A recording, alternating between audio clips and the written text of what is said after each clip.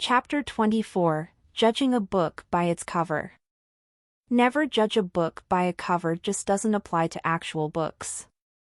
People constantly judge by the cover, to the point that it's incredibly important to fuel sales.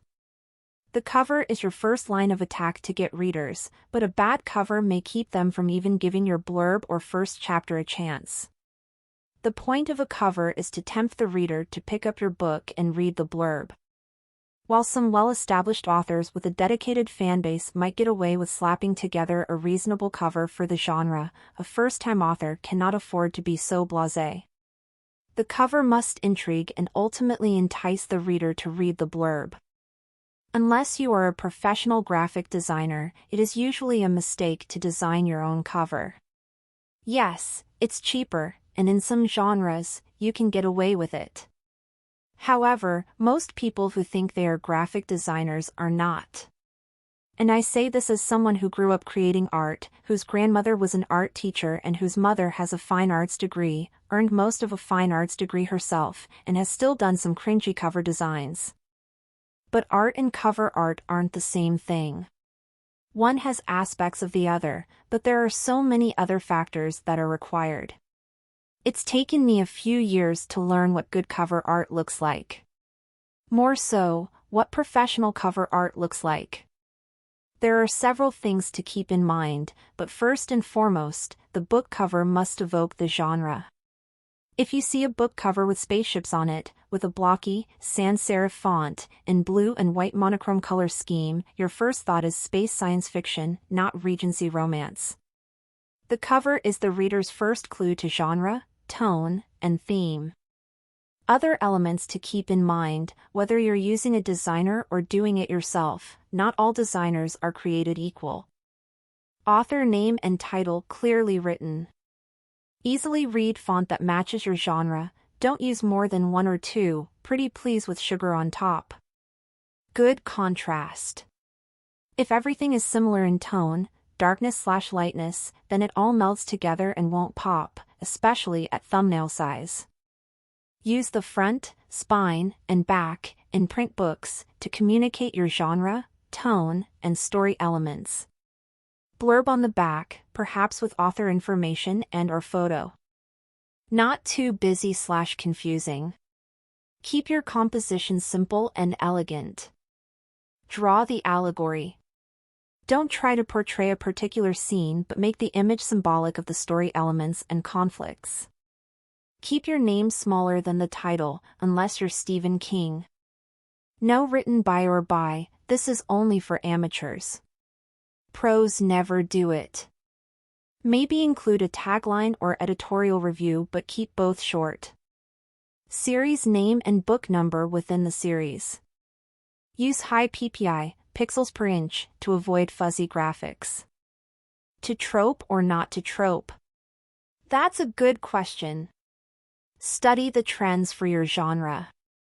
The best way is to twist a trope well, but that's also difficult. Define target audience and use that definition to drive your cover art choices. Cozy mysteries have different covers than thrillers. Young adult covers are different from romances. Color emotion. Red is great for horror stories. Blue works well for thrillers. Title is part of the cover draw. Choose your title carefully. Check Amazon to see if there is already a very popular book by the same name. While titles aren't copyrighted, it can be confusing if you write a book called Twilight or The Stand. Choose a font that reflects your genre. Make it legible. While romance books should have a font that reflects it, don't make it so flowery or cursive it's illegible as a thumbnail. In your composition, remember the rule of 3.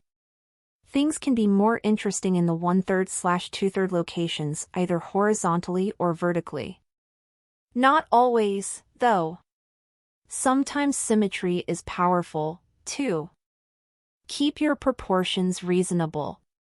Try to balance the composition with your title and author name. Pay close attention to shading/shadow/light. Where is your light source? Are all the elements lit properly for that? How strong is the light? What color? Most amateur covers don't pay enough attention to edges. They paste figures into a scene, but the hard edges scream they don't belong there. Soften them. Blend them. Focal point, strong, visual lines leading to a point in the distance can draw the reader in. Z formation. Title, diagonal line of artwork on the cover, then author name, all forming a Z. Pay attention to the power of extra space/negative space. Copyright, don't just steal your images from the internet.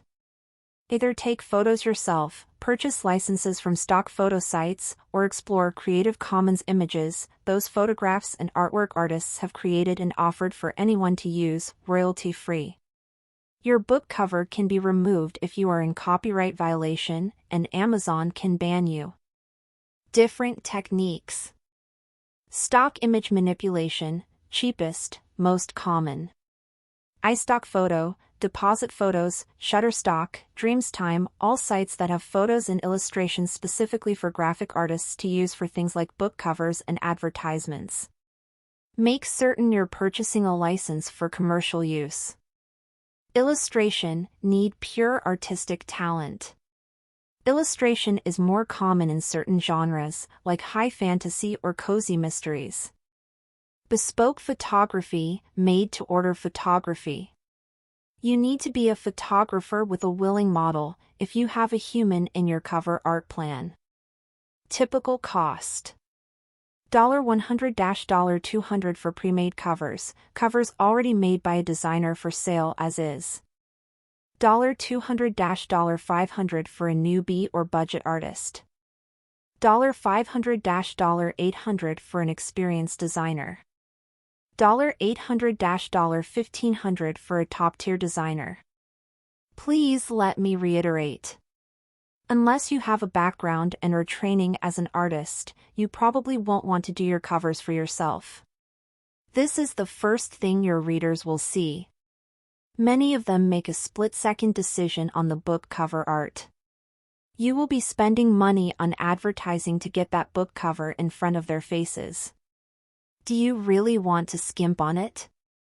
Do you really want to waste lots of money in advertising by using a cover that's unappealing, bland, too confusing, or not genre-specific? A true extreme planner knows their own limitations and works within that knowledge. I do have artistic training. Even with artistic training and talent, book covers are a specific area that requires particular skills. I have a solid base in art education. I've sold my jewelry, painting, and photography professionally. And my first 4 book covers were horribly amateur. If you do decide to try your hand at cover creation, or are working with an artist, keep in mind it's fairly common to go through 2 or 3 different concepts before you settle on the one that works best for your story and aesthetic. Book cover exercise. Search for book covers in your genre. Pick 20 you like and 20 you don't like. Write down the elements of those covers that speak to you, and those that don't. List ways in which you can use these elements to reflect your own novel.